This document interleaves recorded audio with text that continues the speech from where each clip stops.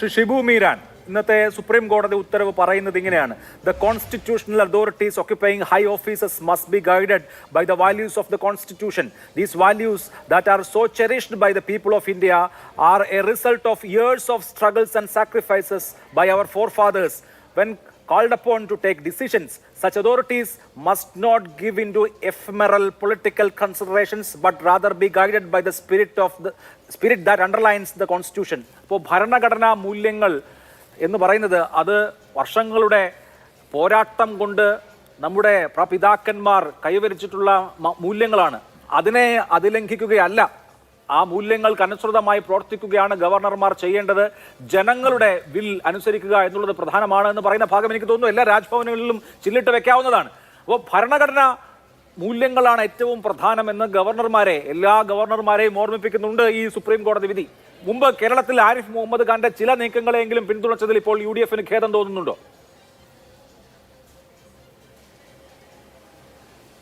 തീർച്ചയായും ഞാനതിന് മറുപടി പറയാം. അതോടൊപ്പം ഇവിടെ നടന്ന ചർച്ചയിൽ കൂടി ഒന്ന് കമന്റ് ചെയ്തിട്ട് വളരെ പെട്ടെന്ന് അതിൽ വരും. ഇവിടെ ഇപ്പോൾ ഫെഡറലിസത്തെ അപ്ഹോൾഡ് ചെയ്യുന്ന ഒരു വിധി രാജ്യത്തിന്റെ പരമോന്നത നീതിന്യായപീഠം പറഞ്ഞിരിക്കുന്നു. ഇവിടെ BJPയുടെ പ്രതിനിധി സംസാരിച്ചപ്പോൾ പറഞ്ഞ ഒരു കാര്യം, ഈ പാർലമെന്റ് പാസ്സാക്കുന്ന നിയമങ്ങൾക്കെതിരെ സംസ്ഥാന സർക്കാരുകൾ നിയമം പാസ്സാക്കി എന്നാണ്. അദ്ദേഹം നിയമം എന്ന വാക്ക് തെറ്റുപയോഗിച്ചാണെന്ന് എനിക്കറിയില്ല.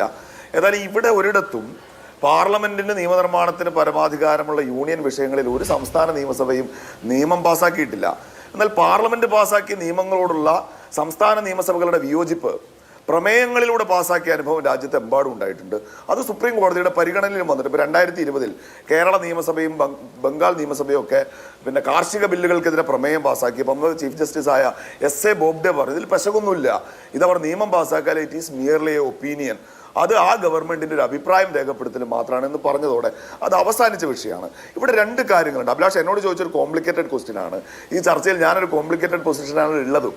വിശാലമായ അർത്ഥത്തിൽ ഇന്നത്തെ സുപ്രീം കോടതിയുടെ വിധിയെ ഞങ്ങൾ സ്വാഗതം ചെയ്യുകയാണ്. കാരണം അത് ഇന്ത്യയുടെ ഇവിടെ ഇപ്പോൾ നമ്മൾ കാണുന്ന ഒരു കാഴ്ച, BJP ഇപ്പോൾ ഗവർണർമാരുടെ ഒരു നിഷ്പക്ഷതയെക്കുറിച്ചൊക്കെ പറയുമ്പോഴും 2014 മുതൽ നമ്മൾ സംസാരിക്കുന്ന ഈ നിമിഷം വരെ അതത് സംസ്ഥാനങ്ങളിലേക്ക് നിയോഗിക്കപ്പെട്ടിട്ടുള്ള ഗവർണർമാരെ BJP ഉപയോഗിച്ച രീതി വളരെ പെട്ടെന്ന് ഞാൻ പറയാം. 2017 ഗോവയിൽ ഒരു തെരഞ്ഞെടുപ്പ് നടക്കുമ്പോൾ അവിടുത്തെ ഗവർണർ മൃദുല സിൻഹയായിരുന്നു. ഏറ്റവും വലിയ ഒറ്റപ്പാർട്ടി കോൺഗ്രസ് ആയിരുന്നു, പക്ഷെ അവർ ക്ഷണിച്ചത് BJP ആണ്. അപ്പോൾ അതൊരു പ്രസിഡന്റ് ആണോ? അല്ല. തൊട്ടടുത്ത വർഷം കർണാടകയിൽ തെരഞ്ഞെടുപ്പ് നടക്കുകയാണ്. അപ്പോൾ അവിടെ ഏറ്റവും വലിയ ഒറ്റപ്പാർട്ടിയായ BJPയെ വിളിക്കുന്നതിന് മുൻപ് ഒരു പോസ്റ്റ് പോൾ അലയൻസ് കോൺഗ്രസും JDSും കൂടി വിളിക്കുന്നുണ്ട്. പക്ഷെ ഇവർ വിളിച്ചത് ഏറ്റവും വലിയ ഒറ്റക്കക്ഷിയായ BJP ആണ്. ഗോവയിൽ കോൺഗ്രസിനെ വിളിച്ചില്ല, ഇവിടെ BJPയെ വിളിച്ചു. മഹാരാഷ്ട്രയിൽ ഇപ്പോൾ ഈ കാലതാമസത്തെ കുറിച്ചൊക്കെ നമ്മൾ പറയുമ്പോൾ അതിരാവിലെ 6 മണിക്ക് ഉറക്കത്തിൽ നിന്നിട്ട് ഗവർണർ രാജ്ഭവനിൽ കാത്തിരിക്കുകയാണ്. 8 മണിക്ക് മുഖ്യമന്ത്രി സത്യപ്രതിജ്ഞ ചെയ്ത് പിന്നെ അധികാരം ഏറ്റെടുക്കാൻ വരുന്നതും കാത്ത് ഇവര് ഡൽഹി ലഫ്റ്റനന്റ് ഗവർണർ ഉപയോഗിച്ച സംഗതി നമുക്കറിയാവുന്നതാണ്. ഇപ്പൊ നമ്മുടെ കേരള ഗവർണർ, ഞാൻ കേരളത്തിലേക്ക് നേരിട്ട് വരികയാണ്. പിന്നെ ഇപ്പൊ നമ്മൾ കേരളത്തിൽ കണ്ട ഏറ്റവും വലിയ ഒരു അശ്ലീല കാഴ്ച, അമിത്ഷാ സാബ് സേ മേരാ ബാത് കരാവോ. ആരിഫ് മുഹമ്മദ് ഖാൻ ഒരു കടക്കണയിൽ കയറി ഉപ്പ് സോഡയും കുടിച്ചുകൊണ്ട് തന്റെ ഗൺമാനോട് പറഞ്ഞ ഇന്ത്യയുടെ ആഭ്യന്തരമന്ത്രി ഒന്ന് വിളിക്ക്, എനിക്കിപ്പോൾ കുറെ കാര്യങ്ങൾ കൈകാര്യം. അത്തരം തോന്നിയാസങ്ങളെ ഒന്നും അഭിലാഷ് ഞങ്ങൾ പിന്തുണച്ചിട്ടില്ല. അഭിലാഷ് ഓർമ്മയുണ്ടാവും 2020 പൗരത്വ നിയമത്തിനെതിരെ കേരളം പിന്നെന്താണ് കേരളത്തിന്റെ ആ നയപ്രഖ്യാപന പ്രസംഗത്തിലെ പരാമർശങ്ങൾ വായിക്കില്ല എന്ന് ആരിഫ് മുഹമ്മദ് ഖാൻ പറഞ്ഞപ്പോൾ ഞങ്ങൾ പ്രതിപക്ഷമാണ് ഇദ്ദേഹത്തെ റീകോൾ ചെയ്യണമെന്ന് ആവശ്യപ്പെട്ടുകൊണ്ട് കേരള സംസ്ഥാനത്തിന്റെ നിയമസഭ ഒരു പ്രമേയം പാസ്സാക്കണമെന്ന് ആവശ്യപ്പെട്ടത്.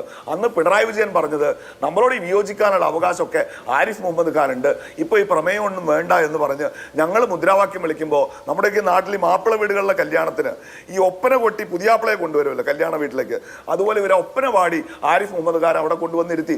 പിന്നീട് ഇവർ ആരിഫ് മുഹമ്മദ് ഖാനോട് പലവട്ടം കോംപ്രമൈസ് ചെയ്തിട്ടുണ്ട്, ചിലപ്പോഴൊക്കെ ഏറ്റുമുട്ടിയിട്ടുണ്ട്. പിന്നെ നിരുപാധിക പിന്തുണ ഗവർണർക്കെതിരെ കേരള സർക്കാരിനും കൊടുക്കണം എന്ന് അഭിലാഷ് ഗവർണറുമായി ബന്ധപ്പെട്ട 100,000 വിഷയങ്ങളല്ലേ ഇവിടെ ലെജിസ്ലേഷനുമായി ബന്ധപ്പെട്ട നിയമനിർമ്മാണവുമായി ബന്ധപ്പെട്ട വിഷയങ്ങളാണ് കോടതി മുൻപാകെ വന്നിട്ടുള്ളത്. അതിൽ തന്നെ ഇപ്പോൾ 4 ബില്ലുകളാണ് കേരളത്തെ സംബന്ധിച്ച് പെൻഡിംഗ് ആയിട്ടുള്ള. രാഷ്ട്രപതിയുടെ അനുമതി കാത്തിരിക്കുന്ന 4 ബില്ലുകളിൽ 3 യൂണിവേഴ്സിറ്റികളുമായി ബന്ധപ്പെട്ടാണ്. യൂണിവേഴ്സിറ്റി ലോസ് അമെൻമെന്റ് ബിൽസ് 1, 2, 3 ആണ്. പിന്നെ സഹകരണ സ്ഥാപനങ്ങളുമായി ബന്ധപ്പെട്ട കേരള കോപ്പറേറ്റീവ് സൊസൈറ്റി അമെൻമെന്റ് ബില്ലും ഈ നിയമനിർമ്മാണങ്ങളാണ്. അപ്പോൾ ഈ യൂണിവേഴ്സിറ്റികളിൽ ഗവർണറുടെ കടന്നുകയറ്റത്തെ ഏറിയോ കുറഞ്ഞോ അനുകൂലിച്ചവരല്ലേ നിങ്ങൾ എന്നുള്ളതാണ്. യൂണിവേഴ്സിറ്റികളുമായി ബന്ധപ്പെട്ട ബില്ലിലായിരുന്നു ഏറ്റവും വലിയ തടസ്സമുണ്ടായിരുന്നത്. അതാണ് രാഷ്ട്രപതിക്ക് പോയിരിക്കുന്നത്. അതടക്കമുള്ള അതായത് നിയമനിർമ്മാണങ്ങളുമായി ബന്ധപ്പെട്ട ലെജിസ്ലേച്ചറിന്റെ അധികാരത്തെക്കുറിച്ചാണ് ഇന്നിപ്പോ കോടതി പറഞ്ഞിരിക്കുന്നത്. ആര് ഭരിക്കുന്നു എന്നുള്ളതല്ല, നിയമനിർമ്മാണ സഭയ്ക്ക്, ജനങ്ങൾ തെരഞ്ഞെടുത്ത ജനങ്ങളുടെ സഭയ്ക്ക് നിയമം നിർമ്മിക്കാനുള്ള അവകാശമുണ്ട്.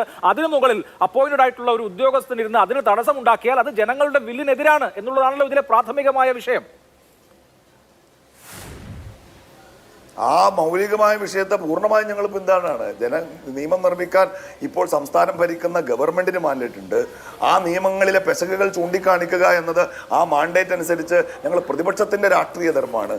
അത് ഞങ്ങൾ നിറവേറ്റി പോയിട്ടുണ്ട്. പക്ഷേ ഈ കേരള ഗവൺമെന്റിന് ഈ വിഷയത്തിൽ ഞങ്ങളിപ്പോൾ മറ്റ് സംസ്ഥാനം, ഇപ്പോൾ സ്റ്റാലിൻ അദ്ദേഹം നിയമ പോരാട്ടത്തിൽ ഉറച്ചു നിന്ന് ഒരു ഫലപ്രാപ്തിയിലെത്തിക്കുകയാണ്. അത്തരമൊരു നിരുപാധികമായ പിന്തുണ ഞങ്ങൾ ദൗർഭാഗ്യവശാൽ കേരള ഗവൺമെന്റ് ഞങ്ങൾക്ക് കൊടുക്കാൻ കഴിയില്ല എന്നൊരു വിഷയം, അത് ഞങ്ങളുടെ പൊളിറ്റിക്കൽ കൺസേൺ ആണ്. ഞാനിവിടെ പറയണ്ടേ അഭിലാഷേ, ഇപ്പൊ നയപ്രഖ്യാപന പ്രസംഗത്തിൽ ഒപ്പിടില്ല എന്ന് ഗവർണർ പറഞ്ഞ ഒരു രാത്രി നമുക്ക് ഓർമ്മയുണ്ടല്ലോ. നമ്മുടെ രാജ്യത്തിന്റെ ചരിത്രത്തിൽ നമ്മളത് കേട്ടിട്ടില്ല. നമ്മൾ കർശനമായ നിലപാട് കേരളം എന്ന നിലക്ക് എടുത്തിരുന്നെങ്കിൽ അദ്ദേഹത്തിന് ഒപ്പിടേണ്ടി വരുമായിരുന്നു. നമ്മളെന്താ ചെയ്തത്? നമ്മൾ അവിടെ പോയി അദ്ദേഹത്തെ അങ്ങോട്ട് കണ്ട് സന്ധി ഒപ്പിട്ടു.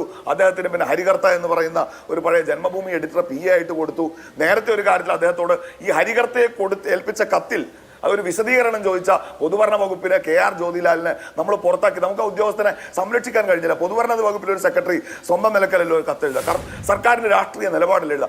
പലവട്ടം ഇവർ സന്ധിയാവുന്നത് കണ്ടപ്പോൾ, പലവട്ടം അങ്ങോട്ട് പോയി സന്ധി ഒപ്പിടുന്നത് കണ്ടപ്പോൾ ചില ആശങ്കകൾ ഞങ്ങൾ പങ്കുവച്ചിട്ടുണ്ട് എന്നത് സത്യമാണ്. പക്ഷെ ഞാൻ ആദ്യം പറഞ്ഞു 2020 പ്രമേയത്തെക്കുറിച്ച് നിർണായകമായ ഘട്ടങ്ങളിൽ ഈ രാജ്യത്തിന്റെ ഭരണഘടനയെ, ഈ രാജ്യത്തിന്റെ ഫെഡറലിസത്തെ ഉയർത്തിപ്പിടിക്കേണ്ടുന്ന സാഹചര്യങ്ങളിലൊക്കെ ഏറ്റവും മാതൃകാപരമായ പിന്തുണ കേരളത്തിലെ ഗവൺമെന്റ് മാത്രമല്ല രാജ്യത്തെ എല്ലാ പ്രതിപക്ഷ പാർട്ടികളുടെയും ഗവൺമെന്റുകൾക്ക് ഞങ്ങൾ കൊടുത്തിട്ടുണ്ട്.